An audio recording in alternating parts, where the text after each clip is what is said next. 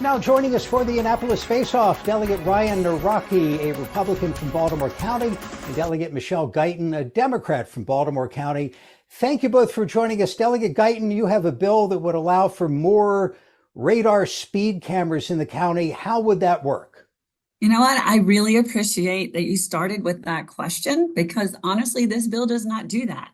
And that's one of the major misconceptions, I think, that is being spread about this legislation. That was the headline on an article I just read. I'm sure it was. I'm sure it was. So what would it do? Yeah, no, this bill is simply authorizing the county to make decisions about when and where those cameras are placed, instead of having to come to the state. Currently, they have to come for state approval to our committee. Actually, Delegate Nawrocki serves on the Environment and Transportation Committee alongside me, for any cameras that are placed outside of regulated school zones. So this bill does not say we're going to increase the number of cameras. What it does is give the authority to the county council, the county executive, and more importantly, to our public safety officers, who are very much in favor of this bill, to move them around and place them where they think is most necessary for the safety of our constituents. Okay, so what's the argument for doing that? The argument for doing that is the fact that those who are closest to the issue, meaning public safety, the chief of police for Baltimore County, somebody who's very adamant about this bill, they're in the best positions to listen to constituents and actually make those changes in a nimble manner. Currently, the process is we go, and this came from constituent concerns. I didn't pull this out of thin air, right? I go to a lot of community meetings. And the biggest thing that we hear in our office, either through meetings or through emails or town halls, is a concern about erratic speeders in neighborhoods and residential neighborhoods. I introduced this bill last year, and I think folks were very concerned about the representation of this bill being expansion, when in fact, all it does is say, you don't have to come to me during a 3-month period every year to make these changes, when in the meantime, one of my constituents in Baltimore County might be killed. And yes. Delegate Nawrocki, how would your constituents feel about this bill? To Delegate Guyton's point, we all are concerned about speeding in Baltimore County.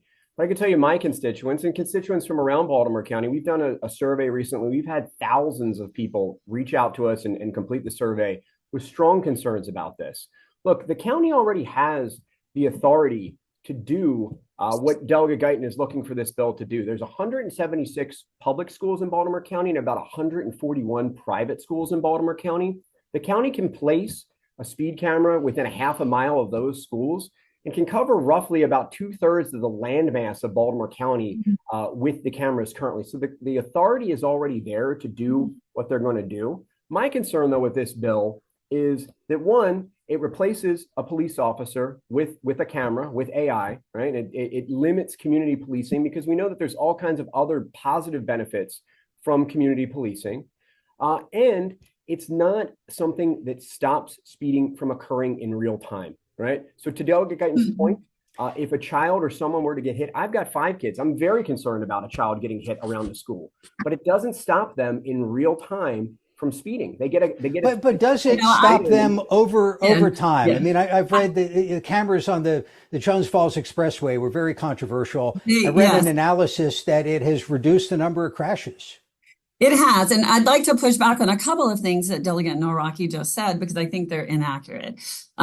First of all, I think the data is truly there. Well, I'm sure the data is truly there to support your comment that speed cameras do slow people down, not only in the immediate, but also folks get used to slowing down in that area. And so there are long-term benefits of that. We have some other countries actually going to speed cameras, all over the place. And again, this is not what the bill does, but they're seeing much more civility in driving, fewer accidents, fewer deaths from accidents. But I do want to push back on Delegate Nawrocki's statement that face-to-face policing is always best for a community.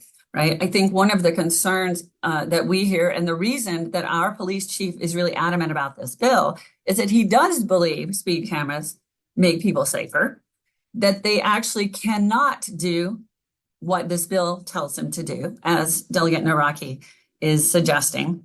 In fact, they are very limited to a certain area around the school, according to current state law.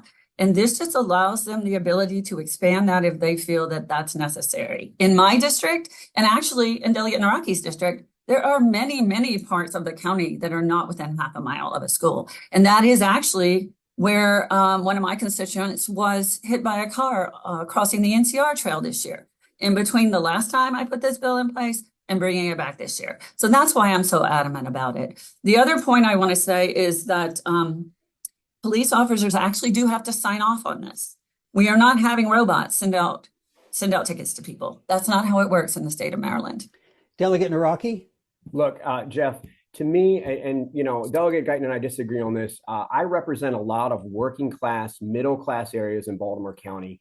This is another tax on the working class and the poor in Baltimore County. For some people, $40 is not a big deal. For many, that can be devastating to their life. This is another tax. We've had members of the different communities come in front of our community, the Environment and Transportation Committee, and talk about how these cameras can give out tickets that aren't accurate, how they can give out duplicate tickets.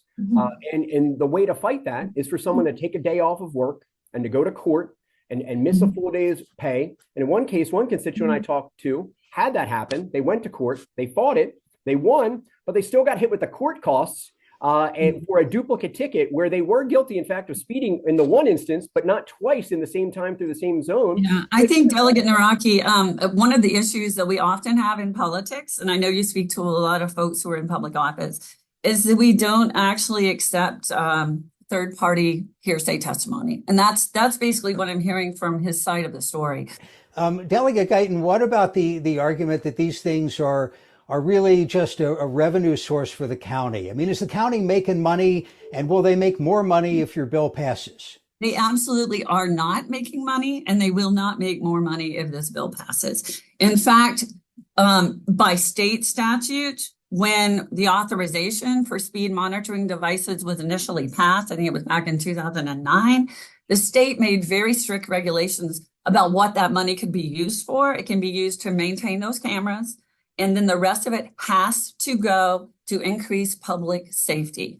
Right now in Maryland statute, it is going to pay for repairs on police officers' cars primarily.